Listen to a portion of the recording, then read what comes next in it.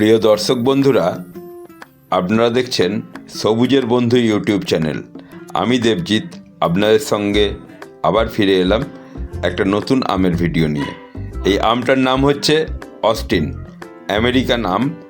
এটা একটা খুবই মিষ্টি প্রজাতির আম এবং খুবই সুন্দর দেখতে আমটি।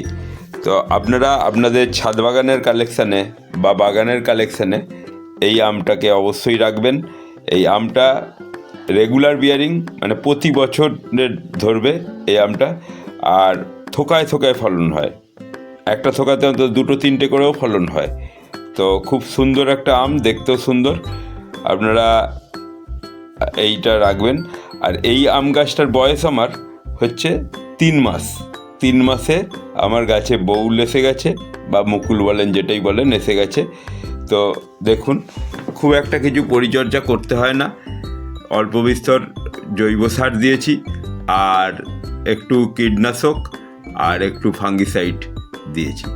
এটুকুই এই গাছটার যত্ন।